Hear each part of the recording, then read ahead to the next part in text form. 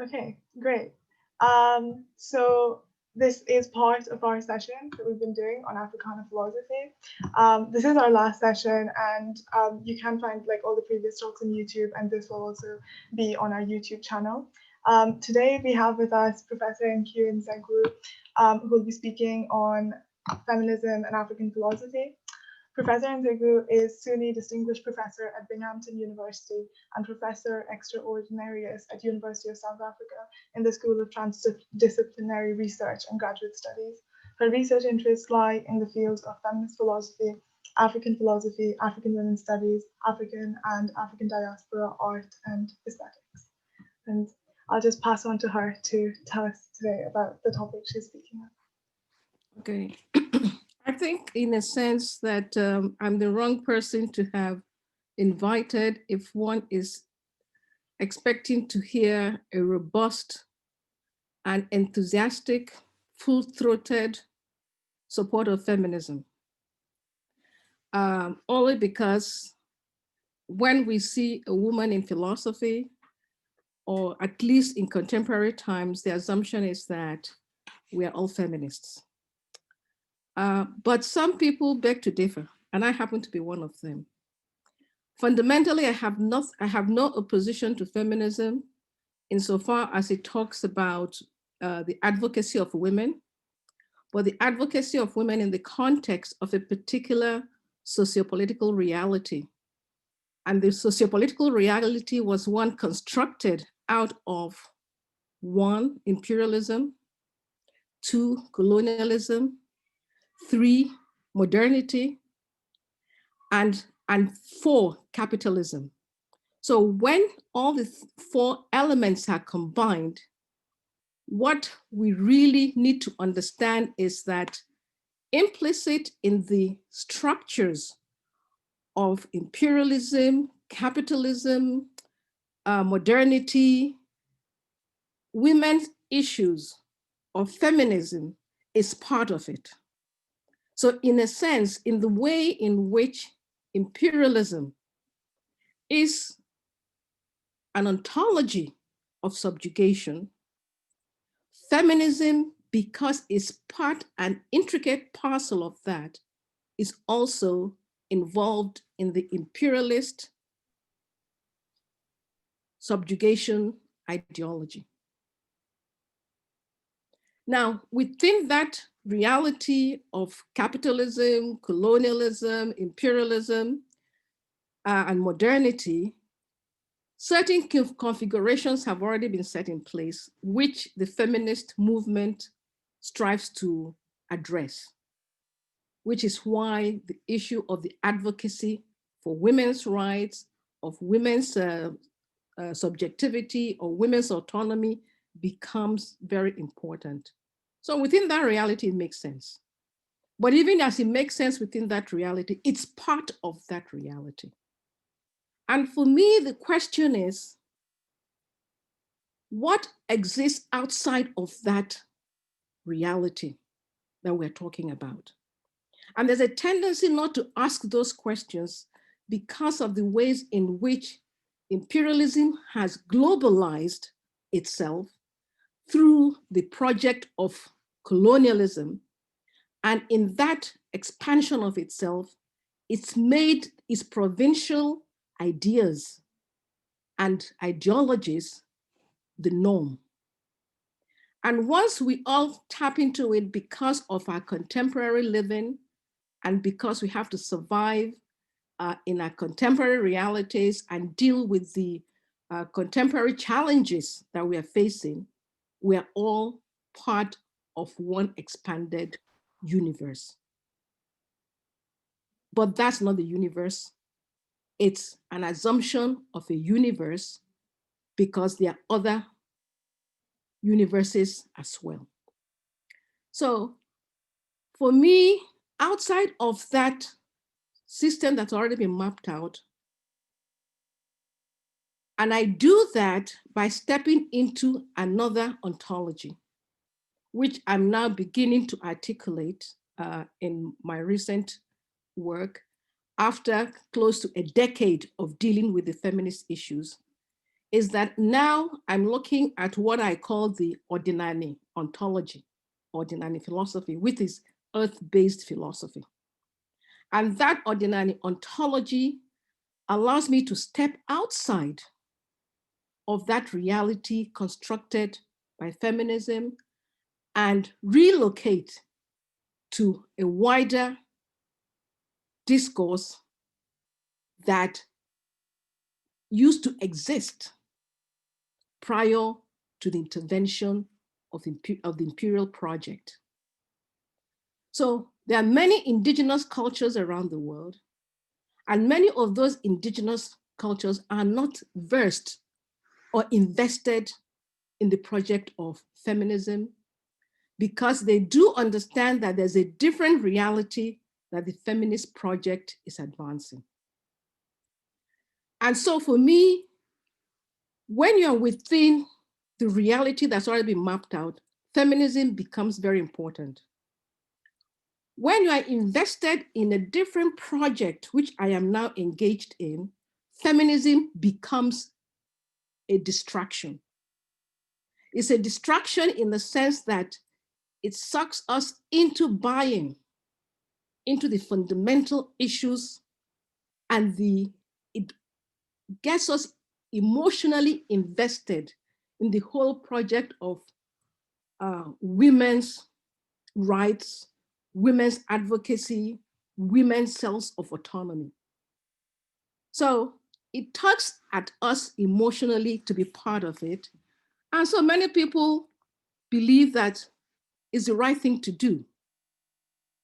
But when you put things into context, it becomes problematic.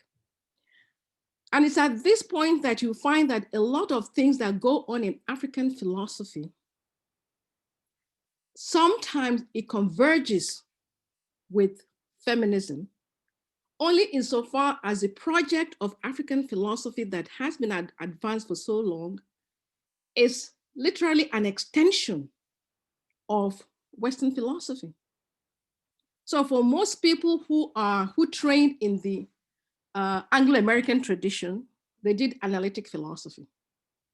And so all the key issues or key people we study in analytic philosophy are the same ones that are studied in Oxford University, Cambridge, and other parts of the world. Hardly is there adequate time focused on what is African philosophy outside of the Western paradigm. Then you have another variant of African philosophy, which is continental. So you're looking at people like Gadamer, Merleau-Ponty, Kant, Hegel, Hegelian philosophers. So all of that comes out of the continental tradition, which again is an extension of Western philosophy on the continent of Africa, done by Africans.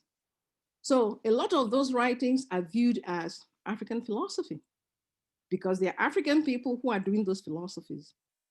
Now, increasingly, we're coming up with people who are trying to articulate concepts. For example, in South Africa, the Ubuntu is now becoming a very important, prominent thing, articulated initially, at least globally, by Desmond Tutu, particularly as the basis for the Truth and Reconciliation Commission. So African philosophers in South Africa have engaged in the explication of the philosophy of Ubuntu. So here is a case where we seem to now be coming to grips with the African philosophy or the African concepts, but at the same time, there's a word of caution. The articulation of Ubuntu does, at least from the Desmond Tutu's angle, there's an element of the Christian ethics being infused in it. And then in many of the other attempts to articulate various concepts from various places, the concept of truth, the concept of being by other African philosophies who inevitably are male, they are also projecting their male ethos into the conception of African philosophy, which was why I had given my introduction to look at in the ways in which oftentimes when people are not focused on the ways in which cultures interlink, or they are in, one is in ascendancy, another one is descending. How do they interact? What do they pass on? What do they take away? The introduction to my book looks at the ways in which some of the issues that are germane to the context of Africa were gradually being revised by the colonial project. So societies that had dominance of the mother as opposed to the father were now vilified as somehow problematic societies, deviant societies, something that is inferior. Colonialism projected the male and the father as the dominant. We often say that, but we don't focus on the implication. And part of the implication is the ways in which through the court systems, through the rules and regulations, it's shifting the axis of societies, the norms of the society from the pole where it used to be, which didn't give dominance to one person or to one category of being, is now being shifted to give dominance to the male axis. And when that happens, in the past 150 years or more, what we are now increasingly finding as the traditions of Africa, or the customs of Africa, are ones where female subjugation is now represented as the African tradition. Africans have historically been male dominated, and Africans have historically subjugated their women, which in a sense brings African society in alignment to what the feminist agenda is all about. We are looking at women all over the world who are subjugated. And in fact, in all societies of the world, women have always been subjugated. So there's an ahistoricity in the narration of feminism and feminism conceptualization of time. And in tandem with that ahistoricity, there's also the level of dismissal of the indigenous cultures or the germane cultures of the people. Because what it can now talk about is a perception and a representation of cultures around the world, which, let's not forget, had been colonized or had faced imperialism assault in some places for close to 2-3 centuries. Now that is represented as the cultures of the people, even where some of the peoples have been wiped out. In the context of Africa, which in the past 150 years, the new transformations are now represented as the cultures of the people. And so contemporary today, you find a lot of pathologies going on, and that pathologies is still being presented as the African. Now, this is where feminism and the male dominance that was created by colonialism are in alignment. Because a lot of the male would assert, because colonialism benefited them, they would say African cultures have always been male dominated. And you can prove them wrong because they are males and they're Africans. And colonialism has given them an advantage in the society that many of them are occupying all the important positions in societies. Heads of states, chief justices of the Federation. They have inserted themselves in places where they now pronounce about what is culture and what is not culture. So for me, there is that strange, uncomfortable alliance between the present African reality and leaders who are, many of them could be corrupt, with the feminist agenda in a sense that it serves this feminism cause that all over the continent, societies have always been this way. If we accept that theme, what we've done is to trap ourselves in a dispiriting cycle of how do we get out of this eons long, millennia long tradition that women have always been subjugated. And the point is that if we look in terms of time frame, historical time frame, that was never the case. And so in many African societies, we have not all forgotten, because sometimes the material cultures of the place keeps as historical relics or historical norms something that is of importance about the past. And so all we have to go is, even when we begin to unravel our various families, we begin to unravel histories that are in opposition and in contrast to what is presented today as the pathway to salvation, which the feminist advocacy and the feminist movement would achieve.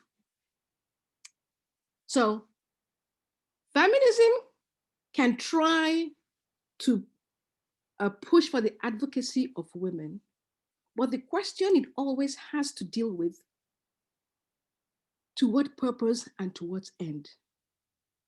How are you achieving that? How is it going to be possible? That's one.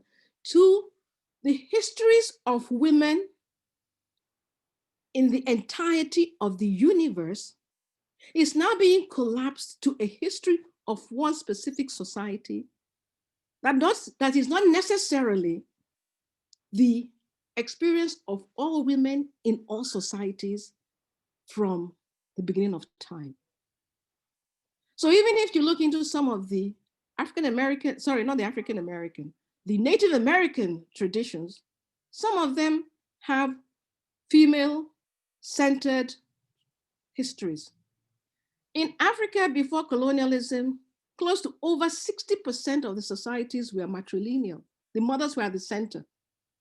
And even those where the mothers were not at the center was dual descent.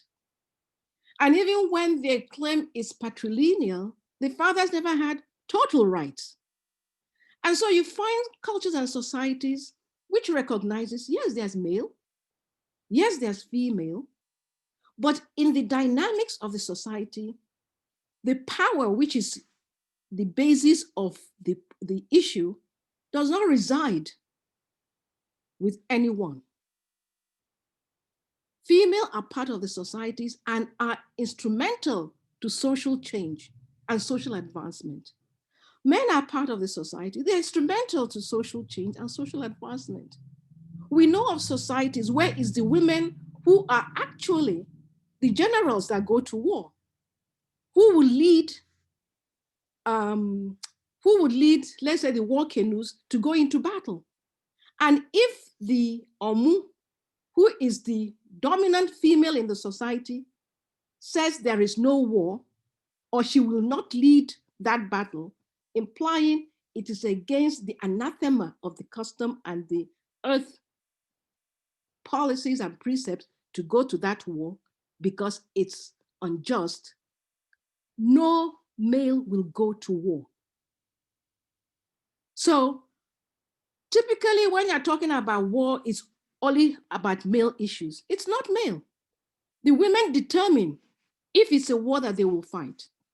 And if it's a war that they will fight, she will lead the battle. If she doesn't lead it, nobody goes to war. I mean, if you look at the in the society itself, the ways in which society is structured, for many of them, there was never something called a prison. Because the ways in which the ethics is structured is one that is intricately crafted, that the dynamics of society would work itself through. Nobody had an identity that is said to be one, let's say female, in opposition to another identity called male. Identity is always plural, depending on contexts, which forces people to always address and figure out who you are engaged in. What is the basis of an interaction? Are you interacting with the person on the basis of their professional work? If they're potters, if they're in agriculture, if they're in mining, when you're interacting with them at those bases, that's what counts. Then they can, at the same time and in the same conversation, the identity can shift into what particular place are you from? So the geographical or cultural location becomes dominant. You have to be able to shift to that. Then you have to be able to shift to the family. Then you have to be able to shift to, let's say, a friend network. Because of that fluidity in the society, it's difficult to even talk about he or she, which is why many of the languages do not have a he or she. You can discuss the person because at the very basis, they're all people. They're all human beings. So you have to relate to them as human beings in terms of what they're doing. And so fluidity disrupts and undermines the building or the coalescing of this framing of people into the two opposing categories, male and female, which today is now trying to be, people are trying to exploit it by talking about being non-binary or queer,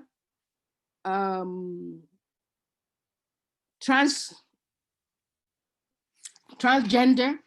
So all these other categories become important only in the context of the two ideological framings, male, female. And so if you're not able to fit into those one or either, then you're going to have a lot of crisis. And that is what is generating that push to fragment the ideologies.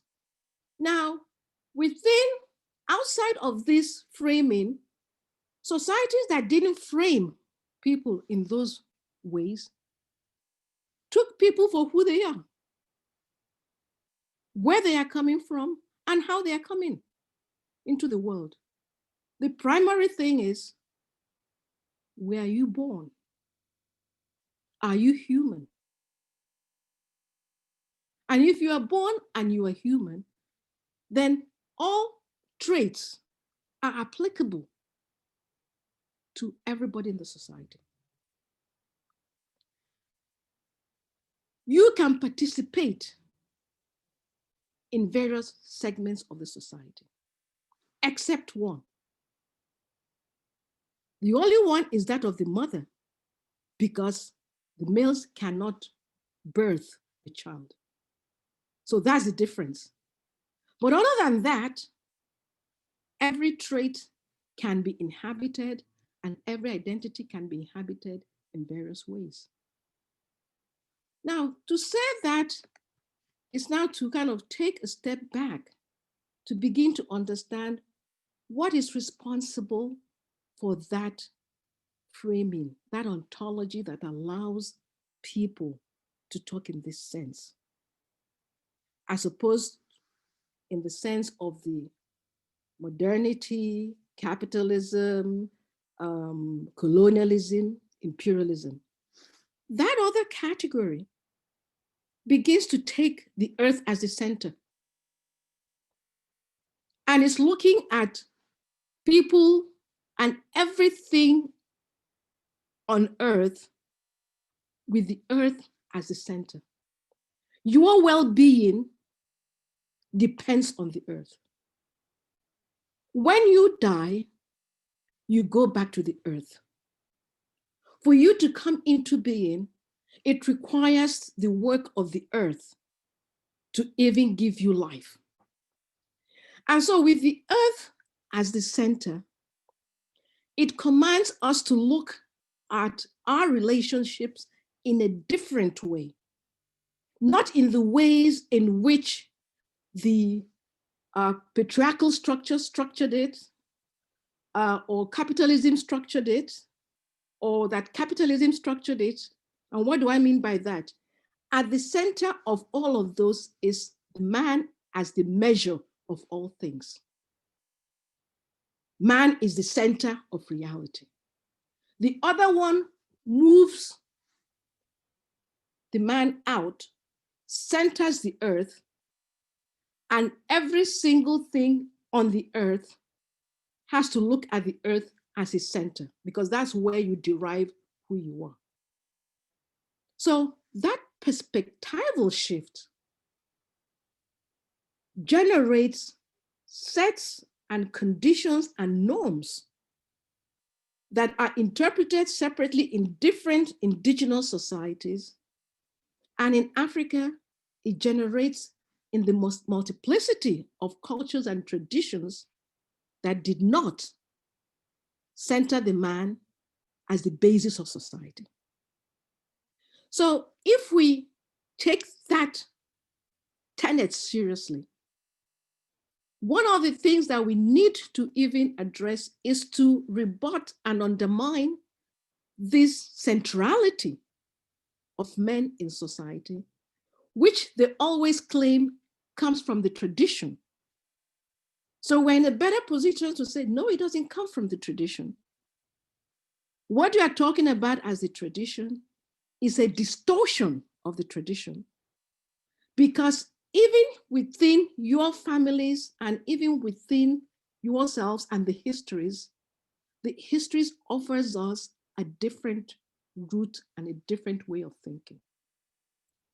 I'm going to stop there. I can expand on things given the questions that come. Great, thank you so much. If anyone has any questions, please feel free to put it in the chat or just unmute yourself and ask it. And yeah, either way, just jump in whenever you want to. One of the questions I had about this is that you obviously, are critical of Western traditions of philosophy that guide feminist philosophy in particular.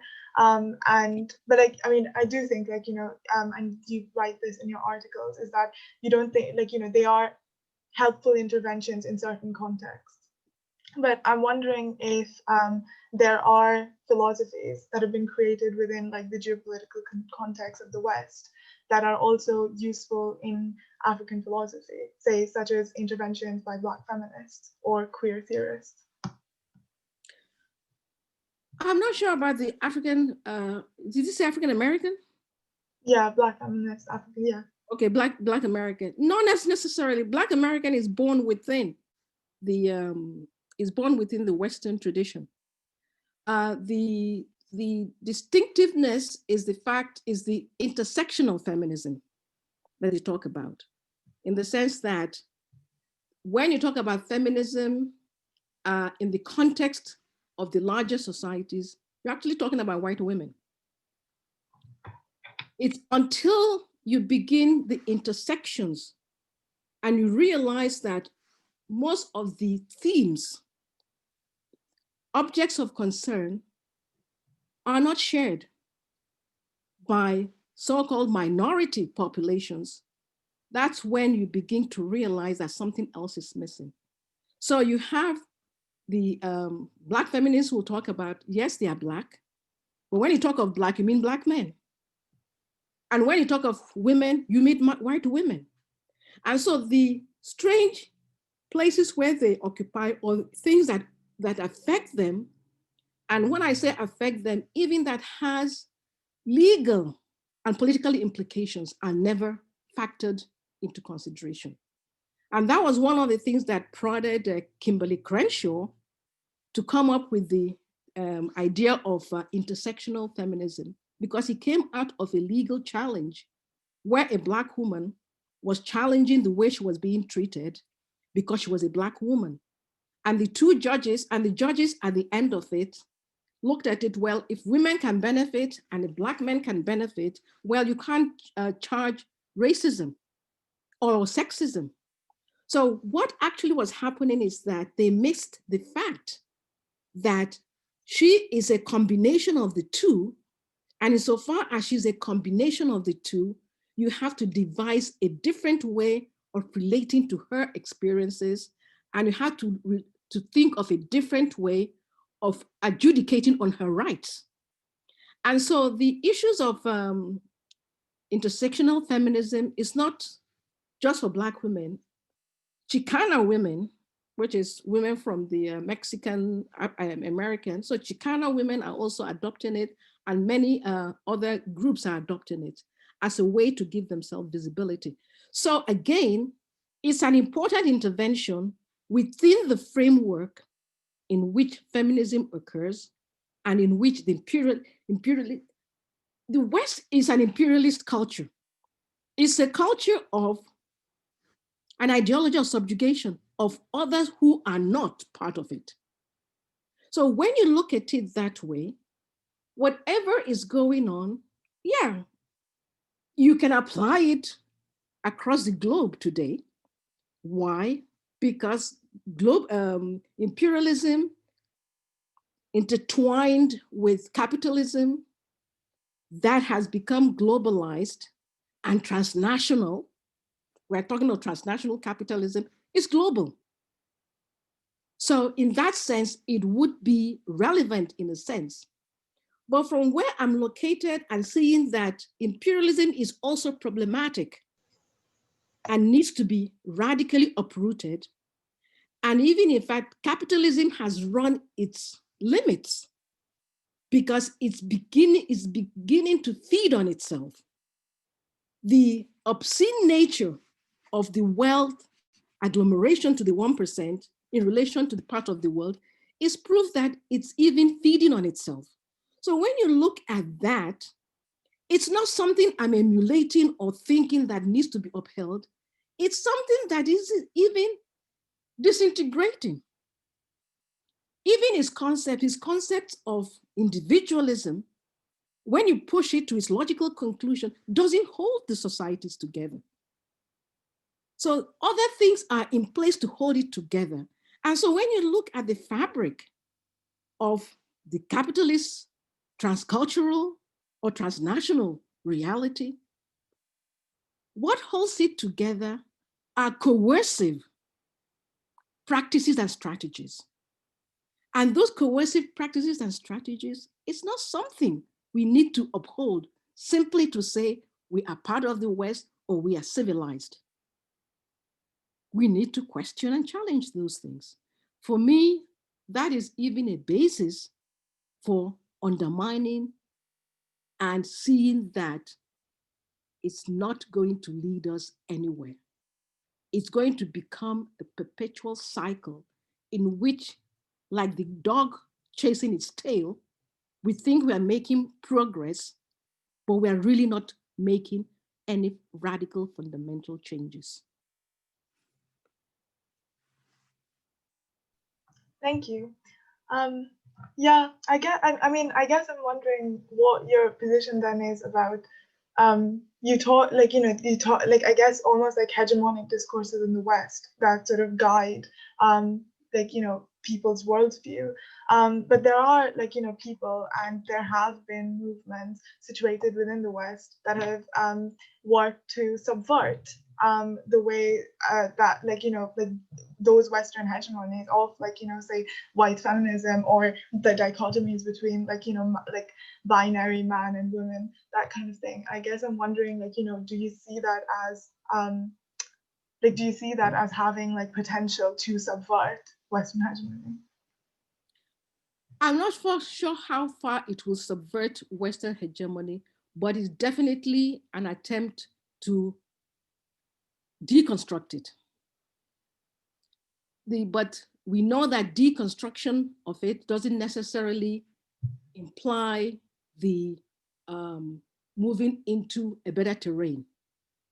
We've done a lot of deconstruction of the West. We've done a lot of deconstruction of modernity, and we've done a lot of even deconstruction of colonialism and coloniality, but we haven't stepped outside of any of them. So after a while, the challenges we make are ones in which we really have to be very sharply focused on where we're going. Can challenges come from within the West? If that's what you're talking about, yes, challenges come from within the West, because the West is even sitting on indigenous societies that predated it, that was not part of it, and increasingly those indigenous societies with a different worldview that is anti the Western ethos. And when I say Western ethos, mind, I'm not talking of just white people. I'm talking of the West, what the West has constructed as an ideology. And in the Americas, what it constructed as an ideology was that of subjugation of all the people who are there. When it went east to Asia, it was a subjugation ideology that was being mapped out. So I think we need to understand that when a radical critique is made of Western imperialism, people typically assume, oh, you're attacking white people who happen to live in the West. Or you're saying that things cannot come out from the West. But remember, even that construction of the West and the homogeneity that comes from that West is also part of the imperialist structure. So we need to even become much more specific and local when we are looking at what are those challenges that are coming out in these locations that are not grounded on that imperialist narrative. Because when we look at how feminism came out and it was going to challenge and radically reshape Western imperialism, feminism projected itself as a liberating tool, but it ended up repeating the process of subjugation of others because it was crafted in whiteness. And so when you talk of the fundamental changes being made in feminism and the core concepts that are very important, we have to look who we're talking about and who are inhabiting those concepts. Perhaps there's an attempt, because it's very trendy today to talk about, the queer movement and all the radical challenges. Now, if you take Western imperialism out of the equation, what happens to the queer movement? I'm posing it back to you. What happens to the queer movement or the queer issues? I guess it's context specific. That's a very broad question. You have to begin to think kind of broadly, because all the politics that people are making today by coming together, they are doing that because of what is coming out of this big ideology. And we need to understand what the critique is about. What the ontology that makes these critiques intelligible So these critiques, what ontology makes them intelligible? If that ontology was radically changed, will these critiques remain?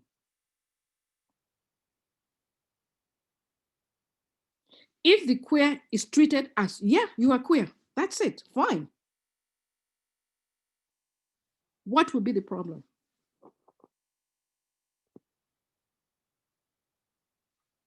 Think about it.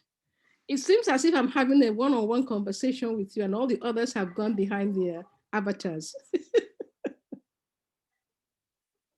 To be honest, I think it's actually like what you're talking about is kind of related to Alice's question. So I think I'll just read it out and then we can sort of incorporate that into the conversation. Well, she asked, do you think terms like queer and non-binary also continue to play into the same imperialist historical narrative that feminism does? I definitely think so. You know why I definitely think so? Because these are something that people have had to live with for some time. Who they are have been suppressed in different ways. And so they are not even able to address their own specificity, the specificity of the issues that they are facing, given the monolithic and hegemonic nature of the societies. And so the only way to bring attention to what is happening is to begin to launch a critique and to make sure that that critique centers, let's say, this is what I'm talking about. I'm queer. This is the queer position or multiplicities of queer positions. And this is an issue because A, that underlying ontology doesn't see who I am, or if it sees who I am, it doesn't respect who I am. And so how do you make it change? You bring it to attention, okay? So you bring it to attention. For the moment, there's this push and pull of do we accept or do we not accept? Having accepted, or if it does accept in certain areas, okay? Remember, you have an ideology that is also global. And remember that within that globality and the notions, the ways in which people see some of the, the axis of sexuality is going to be an endless battle. In the interim, while all this battle is going on, guess what capitalism is doing? Guess what colonialism is doing? The cycle is replicating and entrenching some of those divisions in different ways. And so while you think you are making progress in trying to get the system to understand, other elements or other facets of the system of that ontology is in motion and is entrenching the issues that you now need to fight all the time. No, I mean, I take your point. I think it's just Buke Poir who wrote this book called Terrorist Assemblages, where she talks about how like narratives of imperialist aggression, like now in the West, are like, based around sort of dichotomies of like West being sort of the hub of liberalization, because they have, like given people like marriage equality and things like that. And, in the Middle East, people who are queer are not treated well. But I also think that there are, I think that is, like that is one side of the narrative, and there are people who are living very different lives, and like like I guess what I mean is in that there is a sort of political narrative that exists around that, but then there are also resistance to those narratives even within the West itself. And while, yes, absolutely, imperialist ideologies overtake even seemingly liberatory rhetoric, that I don't think that necessarily sort of dismisses like the liberatory position of those rhetorics. No, I'm not being dismissive of what they are doing or the efforts they are bringing to the work. I'm not being dismissive of that. What I was saying earlier is that even as we're located in the West, remember I'm located in the West, we also have to understand fully what that West is about, what that ideology, ontology is about, that we need to dismantle. So geographical location doesn't mean epistemological location. Because if you go to Africa, there are people who are located geographically outside of the West, but epistemologically, they are in the core of the West. Similarly, there are those who are epistemologically or geographically in the West, but epistemologically, they're outside of it. So it's that epistemological location and the importance of that epistemological location and the ontology of that location that I am more invested that people focus on, to be sure that they are not necessarily making a rhetorical gesture, but that actually is coming out from the West. Yeah, absolutely. Alice, do you want me to read that out, or do you want to say that yourself? And then Catherine can go next. Honestly, I don't mind if Catherine goes first, because that was already answering like in my question, you know, so I'd much rather someone else. Okay, cool. First. Catherine, do you want to go next? Sure. Thank you so much. This has been wonderful. I do a lot of work on subjectivity, specifically in the context of a few plays I'm examining in my dissertation right now. But basically, I was wondering if you think it's productive. I guess my question is about continental philosophy in universities or theory. Like, if you think it's productive to continue to rehash Foucault's arguments in History of Sexuality for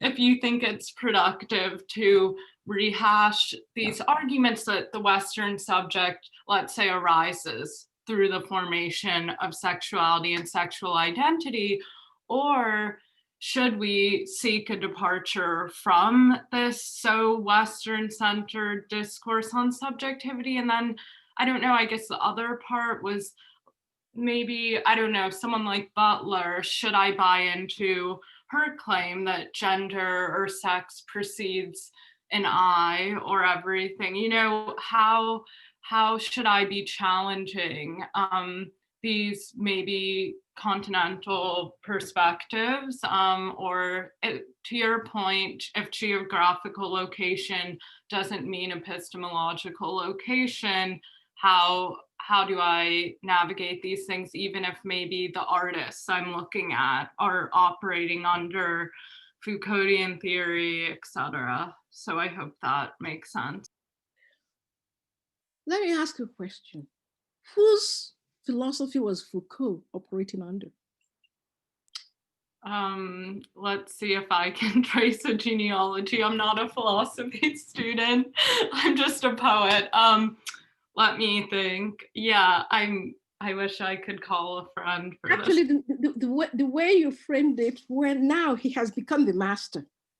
Right. Nobody talks about which ideas he had, or which philosopher that he borrowed his ideas from, or whether it was all new to him. It's just Foucault. Right. Okay? So there's something about the system of knowledge, how it's structured to reproduce and get you thinking narrowly on a certain specific core of topics. It delegitimizes those that do not enhance the centrality of the ideology is pursuing.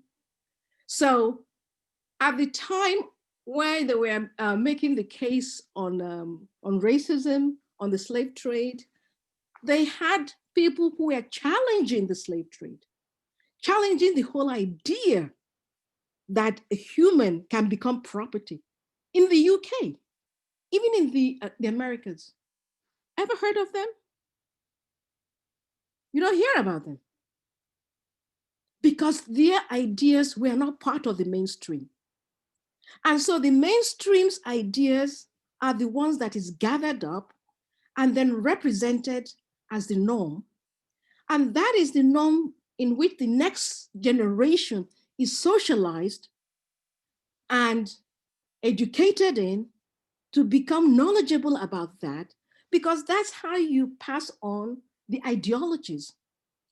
So what the university system actually does, in a sense, to be able to say, yes, you are credentialed, yes, you understand, and yes, you think the right ways. And if you think and adopt people who undermine those thinkers, you may lose points in your term essays because you've been taught about Locke, Berkeley, Hume, and the questions that are going to be framed are given in the context of those figures, or Foucault, this is the main, Judith Butler, this is the main thing.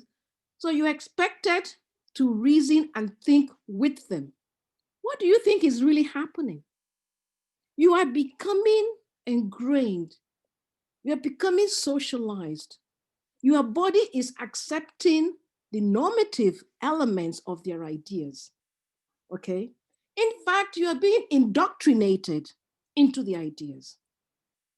Rather than read them, put them aside, now what do you think?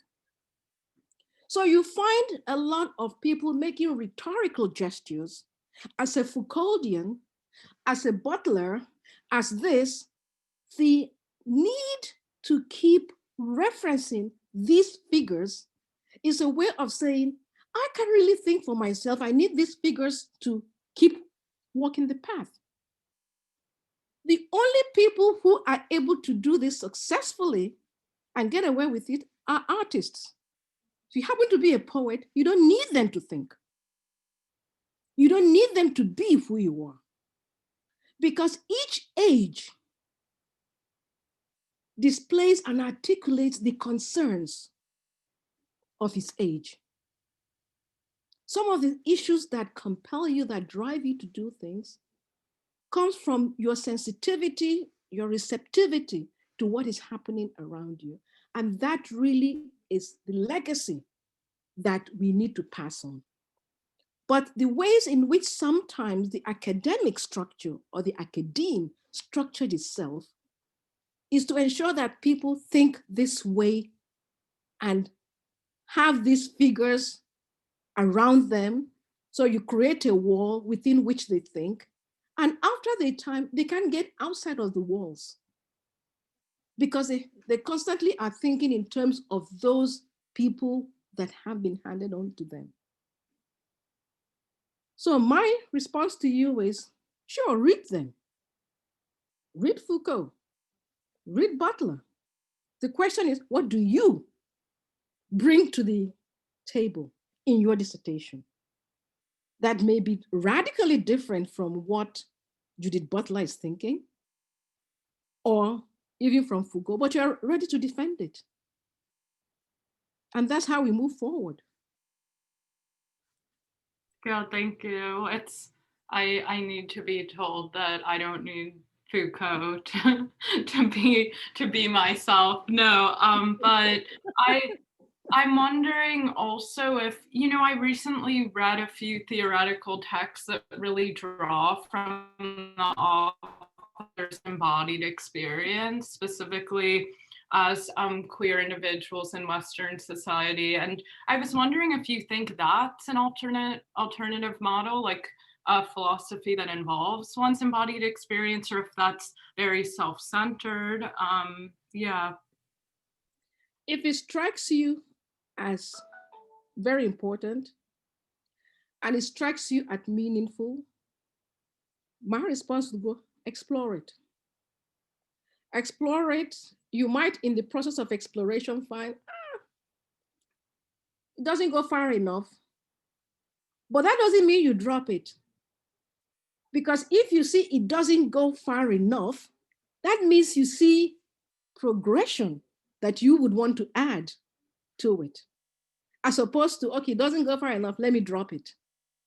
So that might be what you actually are looking for, where your voice can really ring out in terms of, this is what I want to say, and this is the difference I want to bring to this area of scholarship. So scholarship is oftentimes one in which we keep, and just be aware of it, there are penalties for that. So when I say, speak for yourself, speak from the heart, it doesn't mean that everybody around you would validate that. The strength of your voice and the clarity of your voice rings out in dialogue, in opposition to what others are saying. You are sharpening your insight, and it keeps getting brighter and brighter. However, before you get to that stage, just be aware of the fact that you have to deal with your teachers in terms of your grades. How are you going to navigate your curriculum? Are your teachers those who would want to see flashes of brilliance in their students, or those who just want to be sure that their students really understand what they are being taught? Well, I'm lucky I have an advisor who says the university is a prison. So she's here to critique it. But yes, you're right. Thank you so much. I'll let Alice think.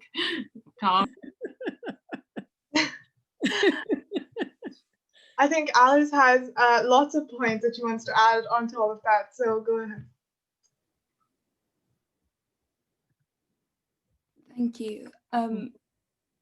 Thank you so much for talking with us about this. And I have a lot of questions, and I don't want to take up too much space, but just some very practical, methodological ones, the ones I tend to be interested in, especially here with language and what Catherine is saying and talking about. You mentioned defending, being ready to defend what you're trying to do, and you're talking about critical investigation, but also local uses of language, and those can be indoctrinating as like forced indoctrination for survival as an academic or otherwise in a career, and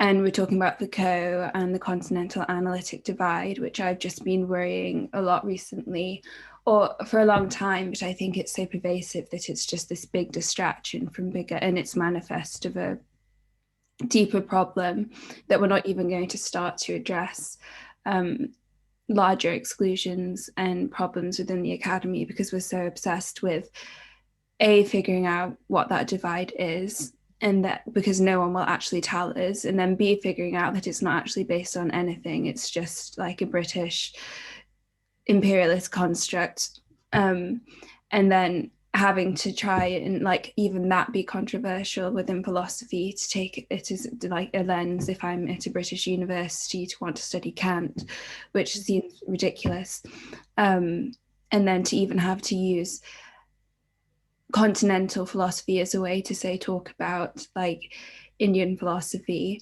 so like all these bridges that force indoctrination but also survival, and that is because you're trying to survive. So at what point how do you balance the destructive forces of that on your body and other bodies by participating in it methodologically in ways that seem insignificant, with the very real ways that you could and perhaps should put your body on the line, but in a way that's effective in order to transform like deep-rooted tendencies in philosophy that some people might think are nitpicky or innocuous, but they're not. Like, how do we go about that as academics, or just as people, because it pervades our daily lives? And you talking about ontologies, but I'm really curious how to do it if we're responding to like specific locations and appellations. So if say decolonial, that still seems like it's playing into coloniality. Like, how do I change ontologies without calling out specifics or not calling out specifics? By being a smart human being. Okay. You know what that means? A smart human being, you know what that means? Being able to articulate the issues like you've done. Okay. Articulating the issues that you've done, then the question for you is, what's the right methodology? Yeah. And part of the right methodology is you've entered into this academia, university to get your training, okay? You are going to meet different types of professors in the process. There are those who, as I said earlier, are interested and invested in the brilliance of students, and those who are invested in just do it, as I've said. This is the parameter, okay? Remember, that's not your life. Remember that being in the university is to get training. And so if in the process of that, you've already begun to see the shallowness or the pitfalls or the flaws of the system in which you are, that's half the battle fought. So you know immediately, okay, these are the pitfalls. I'm not going to put my life on the line in terms of my classes. Let me look at these courses I'm taking or what I'm reading as a way of understanding that ideology better. But it's not because I'm understanding it because I want to become it or that I want it to rule my life. I can see, so in a sense, you can devise it as a game. What exactly is it saying? What are the pitfalls? And these are some of the pitfalls, and these pitfalls will not get me to the place that I need to be. But you have an essay to write. Now, remember, the essay you have to write has nothing to do about changing the world. The essay is just testing your intelligence. Do you understand or do you not understand? Test your intelligence, keep it to the side, and your life becomes the life project that you have identified. And so in the execution of your life project, and for example, any issues about Kant comes up, or about some areas of analytic tradition that comes up that you have already studied, you can respond to that and make it clear, I do understand that's not what I'm talking about. Okay? And I'm saying this in light of somebody who has had to live through it. Coming from the other side, where the bulk of the intellectual discourse makes it clear that Black people are unintelligent, Black women have nothing to offer, in fact, are nothing, and you don't see yourself in any of the texts that are validated, and the parameters of knowledge is so narrowly structured, it's the canons, and you don't see yourself in the canons. And yet you're expected to go through that because this is what makes you the civilized person, which is already an insult to your subjectivity and to your beingness. by telling you your culture, you have nothing to offer, you have nothing to add. Whatever you have, throw it away, it's garbage. Listen to how you become intelligent. How did you think we survived? So what you are even dealing with, you are seeing some of the epistemological flaws of that system. But it's not one that totally rejects your humanity as a human being. It may reject your sex, but it doesn't necessarily reject your beingness as part of it. And then you have to go through that knowledge process. And so you're seeing that difficulty. You are way ahead from where I am, where people like me are not even seen as legitimate bodies within the system. And yet we come and crash through. We crash through, we take what we want, we see what it is going on, and then we launch a radical critique when we're done. We can launch it after we're done within the system, or we can launch it in our professional lives. But the thing is, in going through the system, you have to keep in mind who you are as a human being. What do you see as your life trajectory? Being able to identify what you have now is remarkable because many people have not identified it.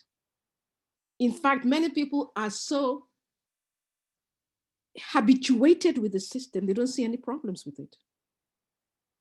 But if you are able to see the problems, then you have a life mandate with regards to how can you change it. So keep the two separate, which is why plan like a smart human being. Do what you need to do to survive, but you can still carry on your life project within the course of the university, in the sense that there are organizations, meetings that allows you to nurture that and make it grow. So put that passion there. But in terms of your academics, if that's what you're asking, the methodology, that's what you have to do. So I'm reading it that way. That whatever difficulties you had, even within the crux of the intellectual domain, and you know you don't have the powers to change it,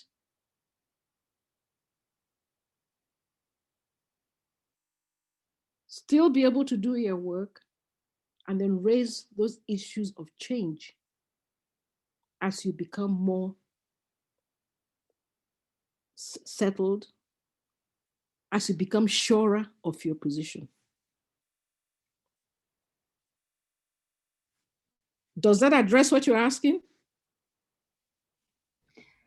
Yeah, no, in a very practical way, which is what I was hoping for, because I don't think they're unrelated. I wonder how much it relates with what you were just saying to Catherine as well about the role of critical investigation. Like, because one of my worries is playing into structures and systems in a way that supports them, that in a way that I wouldn't want, but just because I haven't found out about it or I'm unaware yet. And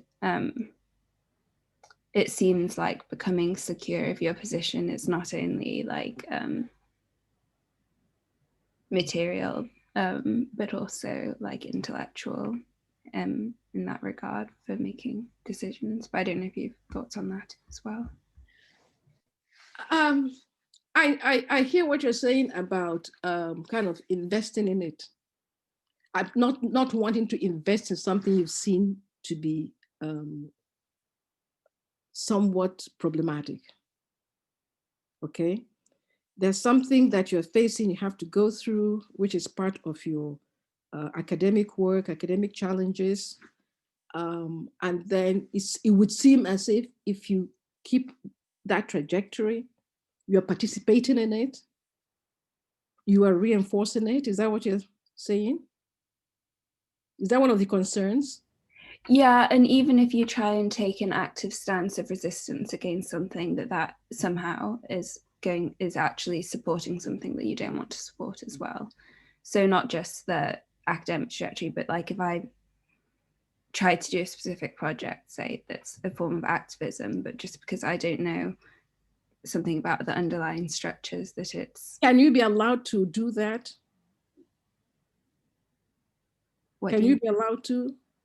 If the environment in which you are is flexible enough that it allows you to do what you're talking about, to do that activist inquiry and thinking, then by all means do it. What I'm concerned about is if it's such that it doesn't allow you to do it, and the question is, do you keep trying to do it? Yeah. If it allows you to do it, then do it, because part of the doing makes things clearer. And you may not have all the answers, and you may not have people who have everything to guide you, but there's kind of a lot of materials that have been written, a lot of positions that are out there. One of which I didn't talk about is, for example, the work being done in Europe, for example, called the Epistemologies of the South, where it's now a big growing center, but it's in Portugal, where they're now trying to shift the axis of knowledge, having really now coming to grips with what is called is the Western, but is the northern reality, and how it has dominated part of the South. Is also looking at the power dynamics in that locale, but also understands that when you're talking of the North, which is kind of the West, that within the North you have the South. So which is the marginalized groups who live in the North. So it's trying to kind of suture together all these disparate places and movements and their epistemologies to give them the robust nature to now go after the central one. And it's going after the central one because of its inherent flaws. So if it's going after it because it's inherently unjust, it's not going after it simply because it was done in the West or it was formulated in the West. It's going after it because it's a system of injustice that have been calibrated, created, and allowed to foster. So there are different ways and different strategies that come in play to address it. And sometimes one of them could be, even in terms of your academic discourse, shifting and utilizing a different concept or norms, bringing it into your work and utilizing that to launch a critique of your history text or a literature text or philosophy. So those are the ways in which at the moment you can bring some of those ideas in. So, but if all that is possible, then by all means do that, because that's one way to grow and one way to understand the nuances of what is going on. But for that to happen, you have to read broadly. You have to read outside of those canonical texts that are so oftentimes, put in place. Oh, this is the person. Oh, this is that person. But there's a whole community of people outside of those core reading materials that are saying fascinating things that would kind of blow your mind. And they're saying, wow, now I get a better sense of what I'm feeling or what I'm thinking. And of course, you can use those arguments until you come to your own. And then you're able to articulate your own arguments and make your point in the ways you want it to be made. Thank you. That's very helpful. I would love it if someone from the audience also wants to ask any other questions or even a comment or just to say hi. I've got a question. Okay.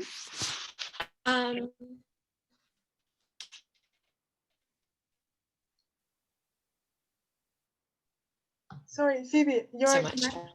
I've enjoyed this a lot.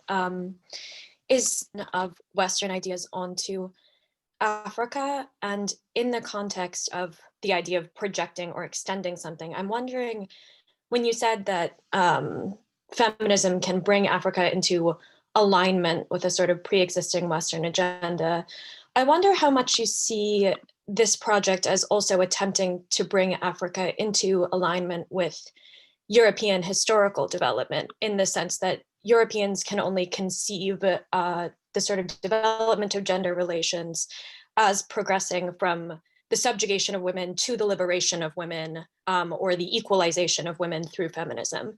And so if that sort of self-image as having once subjugated people and now liberating them is the only context with which Europeans can understand gendered relations or sex relations in Africa as well. Brilliantly put. Did you hear me? Brilliantly put.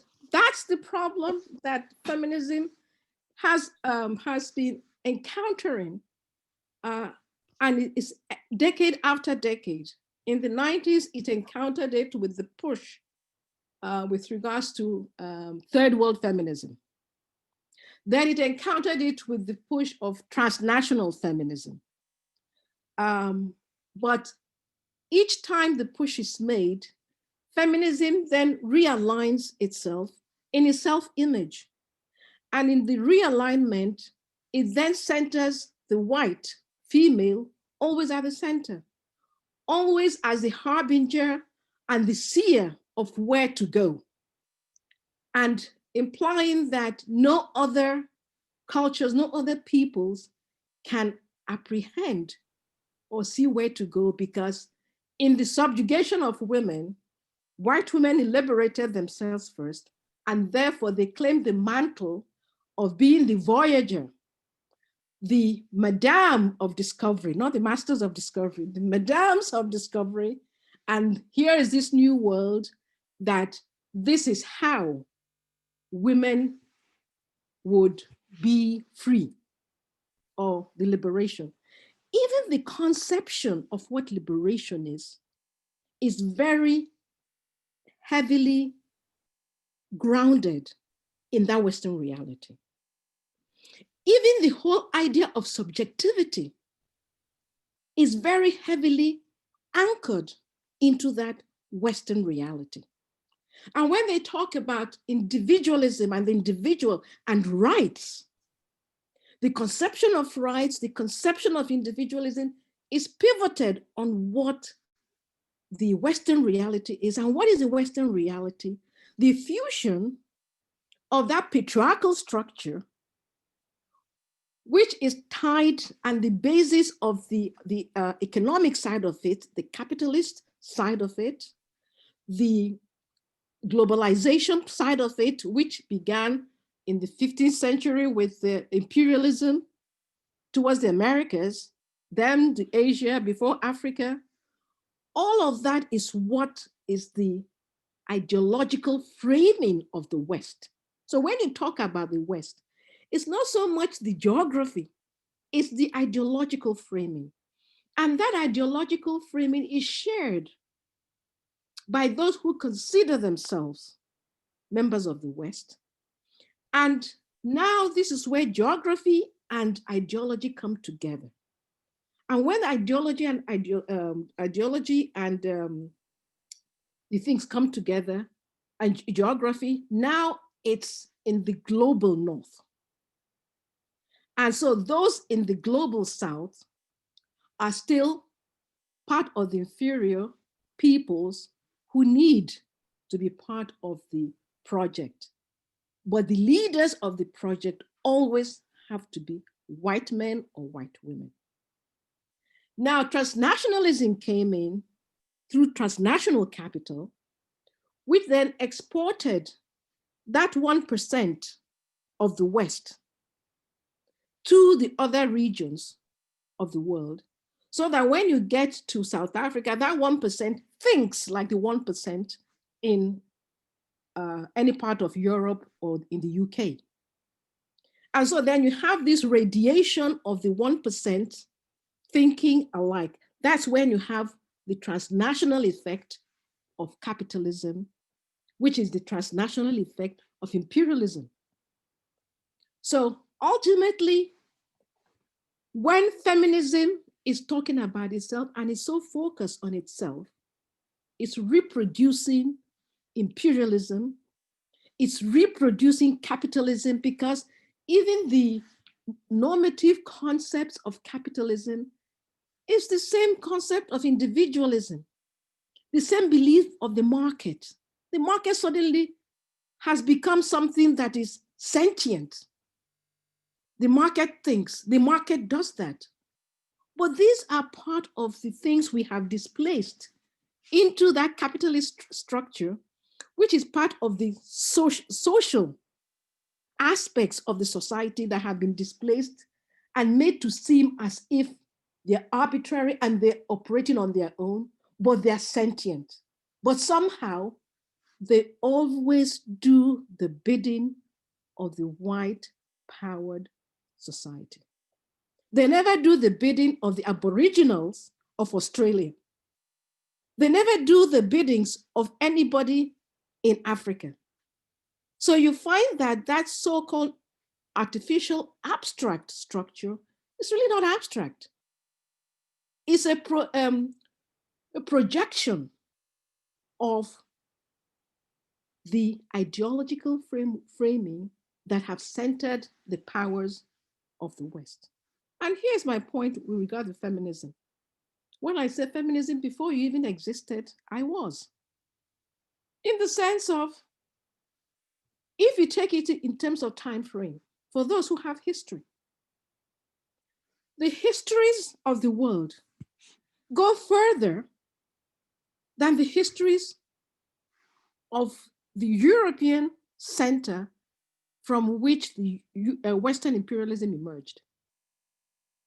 There were civilizations before that. There were ways in which societies organized themselves way before that. And not all, and in most of these cases and in most of these societies, when we look at it, has nothing to do with male dominance or patriarchy being the norm in those societies.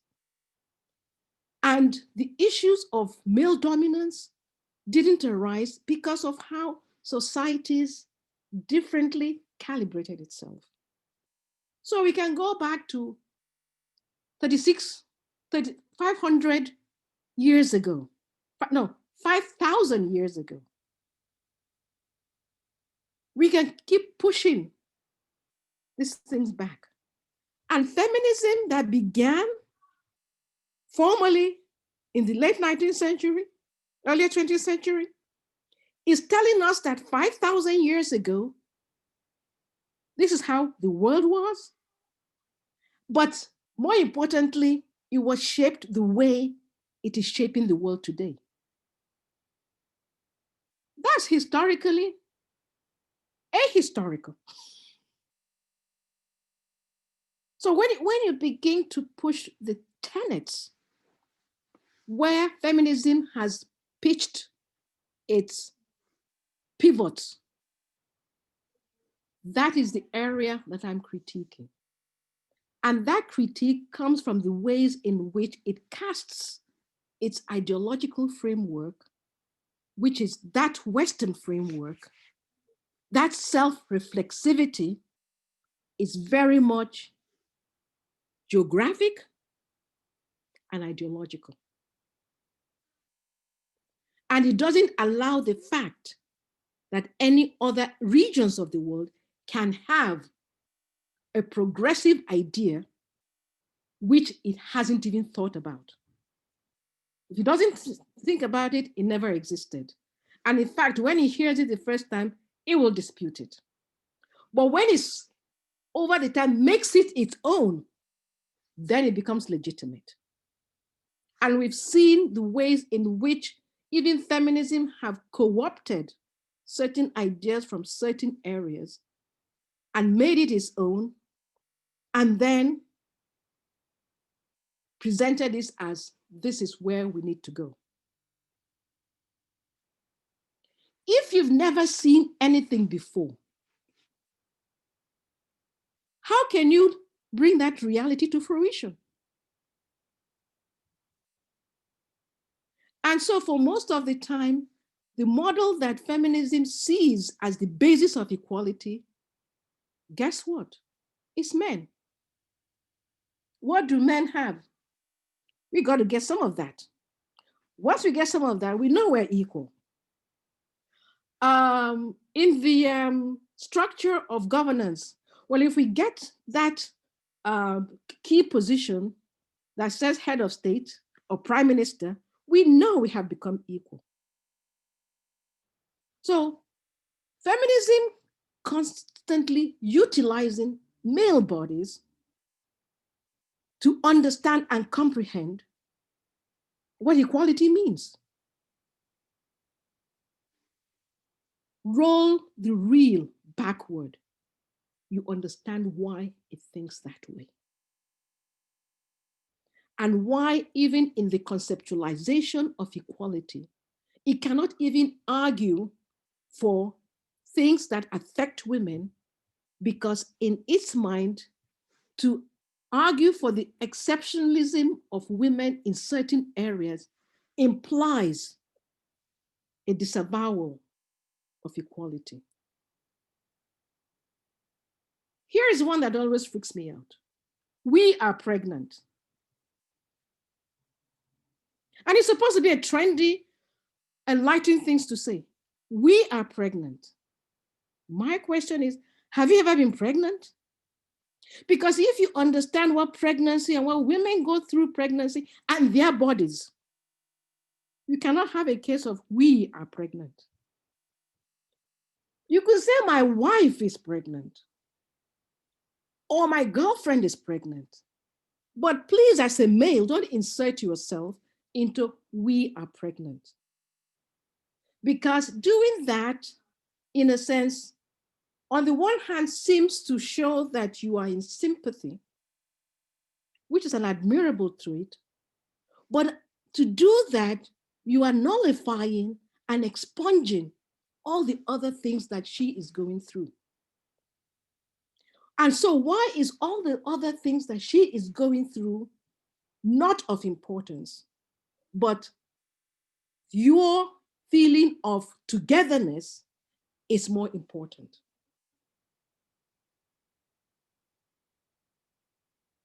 So those are some of the ways in which, on the one hand, feminism wants to advocate for women, but it then drops the wall for women because the ways in which it's understood equality, in the ways in which its concepts of individualism operates, sameness operates, difference operates, is one in which to argue for the advocacy of women,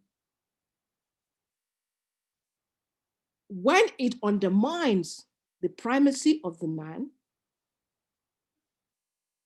women are left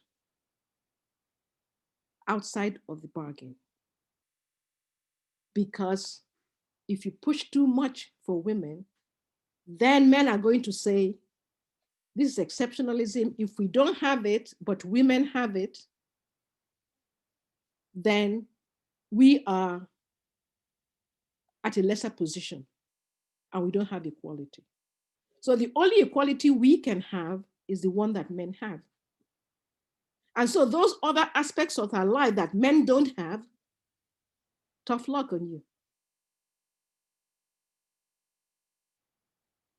Which is why the issue of childcare never comes up, at least in the United States. I don't know about the UK.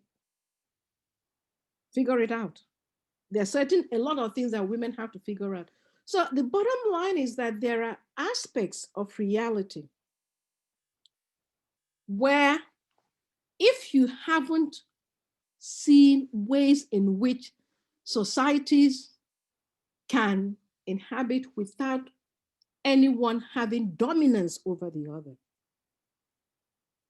then it's difficult to attain that reality. For feminism, it hasn't seen it, is not willing to consider other societies that have something like that. So the only thing it utilizes as a basis to establish equality is what men have. And always thinking if what men have is of important, then your notion of equality is problematic. And it doesn't advance the beingness and the welfare of women. So in that occasions, feminism becomes a distraction. Because we are invested in just upholding it for what it is. So feminism itself needs to come to a radical critique of what it's saying and how it's positioned itself in relation to other societies. And until it does that, it's not seeing women, it's chasing after men. And for many women, we're not interested in chasing after men. We're interested in what we are and who we are and what we need to center reality, center families, center people, regardless of their color, of their sexuality, of their preferences. That is what is important. So when from Africa, they're talking about, okay, men can marry many wives, polygyny, but women can't marry many husbands. The irony is, get a reality. If men can marry wives, the operative canon is, can women marry wives? So if men can marry wives, women can marry wives. Did they do it in the past? Yes, they did. Why is wife the operative word as opposed to husbands? Because of what a wife brings and men do not bring. So it's not a put down on the fact that men are marrying wives or women are marrying wives. What it does show is the lack of innate structuring of the male. They are not able to produce and regenerate the society without women. So why would you want to marry husbands, have 10 husbands? What are they going to be doing for you? You want to have sexuality? Your sexuality is your own. Because marriage at that time is not the nuclear family system. It's not based on conjugality, where the man owns the body, or where the notion of unfaithfulness has any meaning. You can be married, but you're not gaining sexual fulfillment. And it's not his role to tell you you cannot have sexual fulfillment. So you can still be married and still have sexual fulfillment elsewhere. And the marriage is going on. Because your sexuality is yours and your sexuality is paramount in that relationship. So why I'm bringing these things up is to show you how concepts and ideas of society ripples through. Because when we talk of sexuality, we all have one notion of sexuality when you're within the Western paradigm. Everybody has one notion of sexuality. You're married to a man, you shouldn't be cheating. Even the whole idea, the lingo of cheating is problematic. Because what is it assuming about the woman's sexuality or the male sexuality? Infidelity. Why is that of importance? You have to go to the society. You have to go to how the society has structured things to make it that. But if society is not structured on the male owning the female sexuality or the female owning the male sexuality, you have a different conversation going.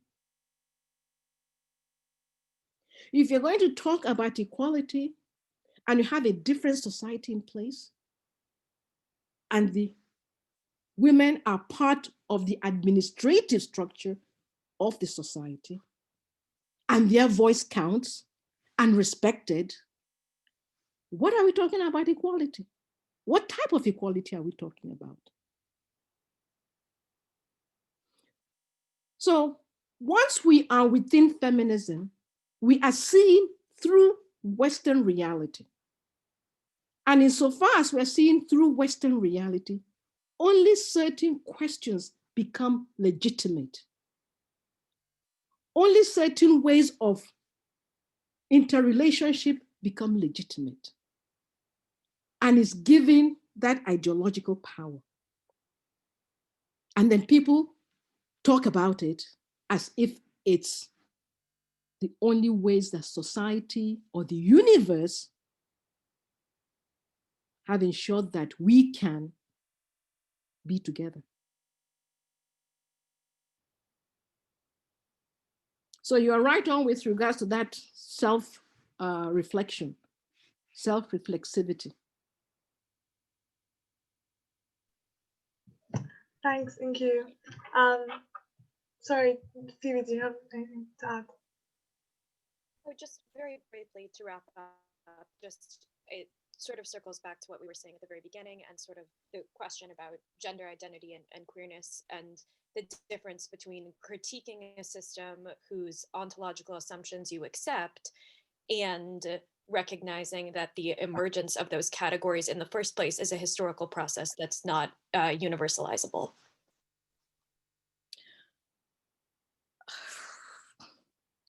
You guys, I did say 1 hour.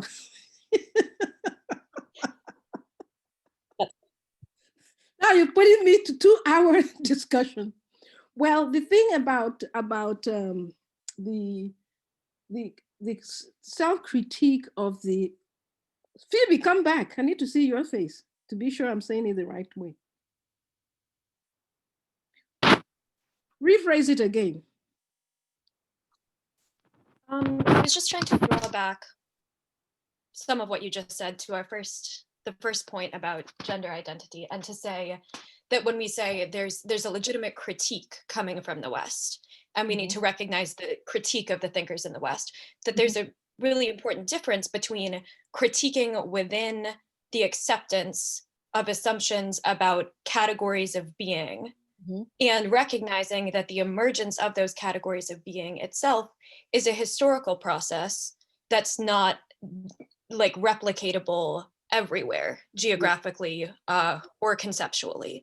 And so if you do a critique of the system, sometimes, not always, but often, that implies an acceptance of the criteria on which the system is founded. And then you are trying to reform or change the system in order to be accommodated within it. And I think often that's some of the inherent underlying problems with critiques that come from a sort of Western epistemological foundation. Yes, and as Audre Lorde put it brilliantly, you cannot dismantle the master's house with the master's tools. What you are doing is trying to reform it, trying to make it more comfortable, but making it more comfortable is only for a period of time before you feel the discomfort again, and then you try to make it comfortable. So the categories that have arisen, the social categories that have arisen from the beingness of the West, which is not exportable to other places, but has been exported, because it's exported, is creating nightmarish distortions in those areas. Now, within the West, because of the historical trajectory of the time it arose and the contemporary period we are, it has also created distortions. So any critique that is coming from within the West is foundationally an attempt to reform, to change certain things. And it's difficult to really radically change a system when you're within it and you're trying to reform it. The only way you can see the limitations is if you're able to step outside. The point with feminism is its unwillingness to step outside, but its unwillingness to step outside is tied to the fact that its own category of being is implicated and intricately intertwined with that Western ideological structure. For those who are within the West and who want to step outside, how they've done it is to radically shift to a different culture. And I say epistemologically. Some begin with concepts. For example, those in South America. Some began to rethink reality by moving into the concept of Pachamama, which is the earth as the center of reality. Other societies have their own.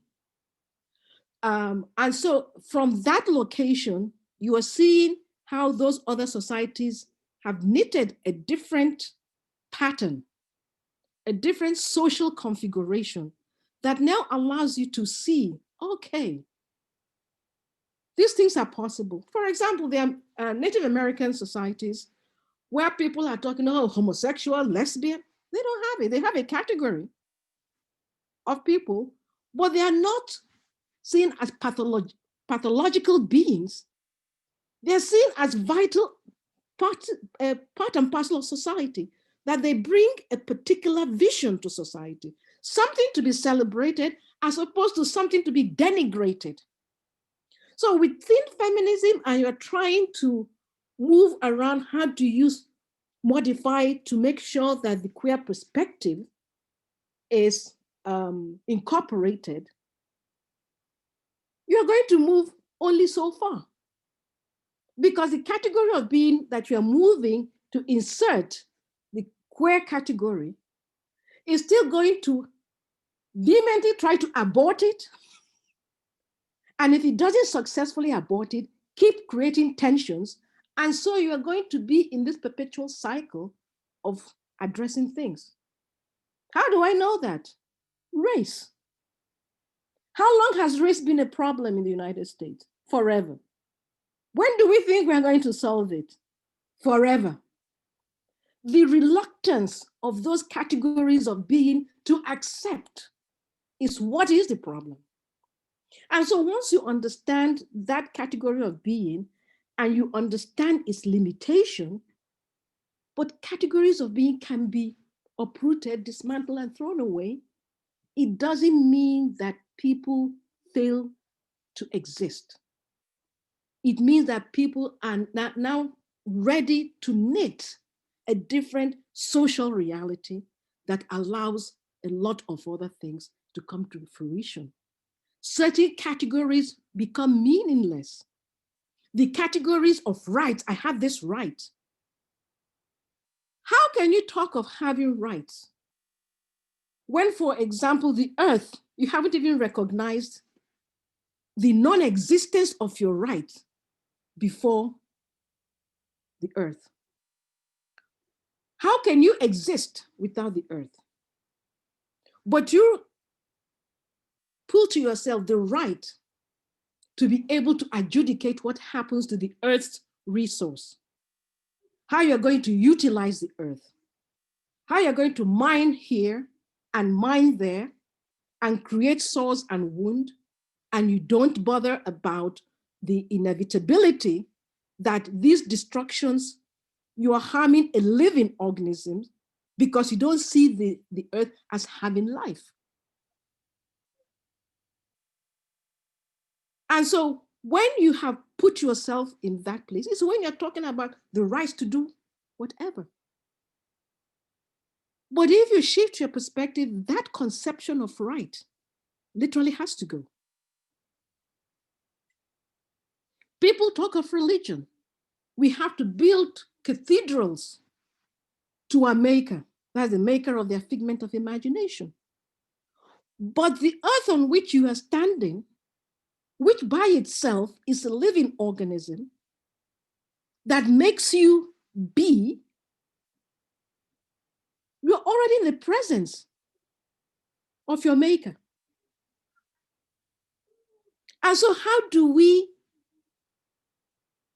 give to nature, and how do we ensure the centrality of nature when we don't even see it as something important and as vital?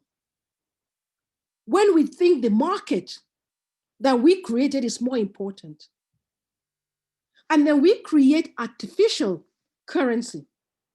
First it was paper, which everybody has to carry. Now we've moved from paper to Bitcoin, cryptocurrency. All of that has value, but the very thing that gives us life, the tangibility of life on earth, we don't give it value. But the artificial things we create, we give value and we give rights to. Corporations have rights. And the rights of corporations supersedes the rights of human beings. So that structure of the West and the categories of being, when you begin to see its fundamental flaws, is one where you now need to begin to unravel what it is, because you are now seeing this is inherently not a wholesome way of looking at life. And so if we change that way of looking at life, and we have other examples of societies that have done it over time in history, how can we begin to radically change what we have, as opposed to how can we just critique and modify and allow the system to keep going? The system has to come down.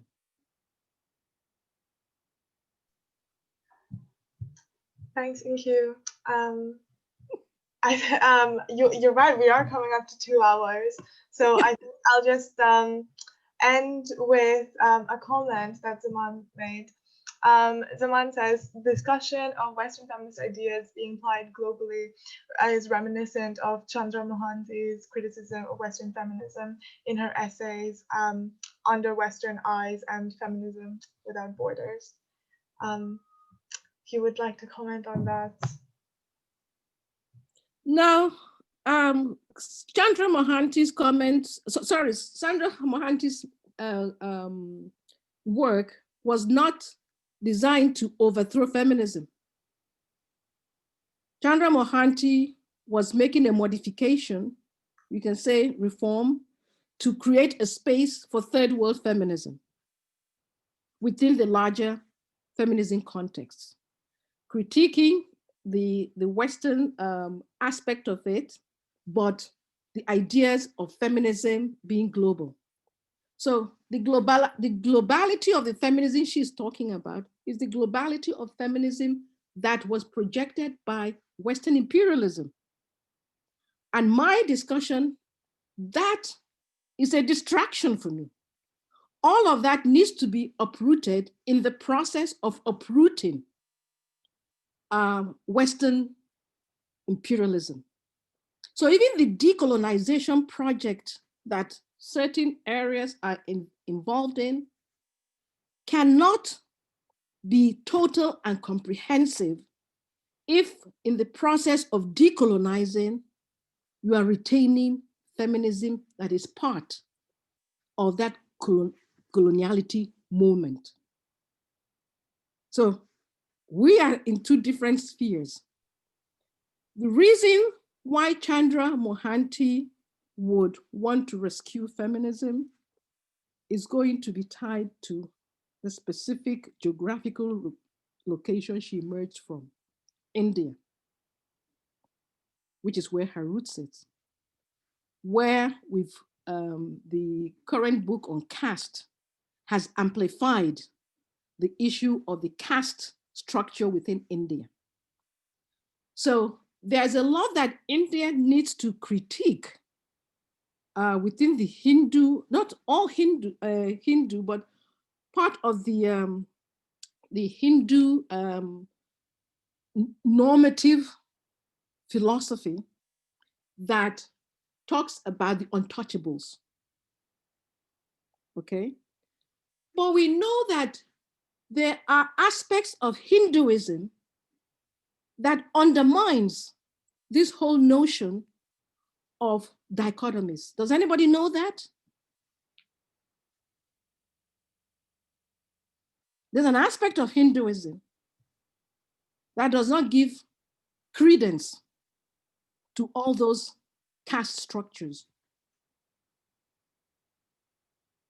Now, if we go to that aspect of Hinduism that has critiqued the push to create the untouchables, and you begin to go back into the texts, the Upanishads, the Veda, and also remember the element of British colonialism in India for over 3 centuries, you begin to understand where this subjugation of women, why it's so entrenched there. So I would understand and I appreciate why she would be making those comments. But I know once I shut off, I'm going to remember that the religion within Hinduism, they have the turban on their head. Does anybody know that? Sikhism? The what? Sikhism? Sikhism, yeah, the Sikhs. So the Sikhs philosophy, if you are rooted in the Sikh philosophy, you're having a different relationship. And the very fact that within Hinduism, you have the Sikhs, and they're not a minority by any extension. And then you have other areas within India that has a different philosophy. You find that this, the Hindu one that really entrenches the untouchables, oftentimes some of that were complicated by their history of colonialism, tends to be in the northern India, but also the specific reading of the text, which the Sikhs utilize, but they don't generate the same problematics. So I can appreciate Chandra Mohanty's work in talking about feminism and trying to create a space, because in India, that is now the post-colonial state, this is happening and we need to change things. For me, it's understandable, but for me, that's not where we need to go. My role is when you see and address the fundamentals of feminism and Western imperialism, you are going to have a different terrain where to make a case for third world feminism becomes mute. We don't need that discussion anymore. And so whatever is going on in that space is an attempt to modify, critique, change, and keep it in place. In the decoloniality movement, you have the one of Maria Lugones, who talks about decoloniality, but then talks about feminism, the decoloniality, and feminism. And she tries to rescue gender and the feminist framework. And in my concern, my position, that's also misguided. If you pursue the decoloniality movement to its logical conclusion, you cannot have gender and you cannot have feminism. The question is, do we have the courage to go to that world and see what that world offers and be party to the making of a new world? Thank you so much, Nkiru, for that wonderful talk. I'm sure like all of us learned so much, and I know some people who've left as well really learned a lot from this. So thank you very much, and everyone else for coming as well and adding to the conversation. This has been amazing. Wait a minute, I'm going to save the chat. Okay, well, I was going to be a stickler for time, but somehow the conversation went beyond the time, which is fine. So thank you for having me. Thank you. I wish you all the best in your term papers, exams, or whatever it is you're facing. Thank you. Okay.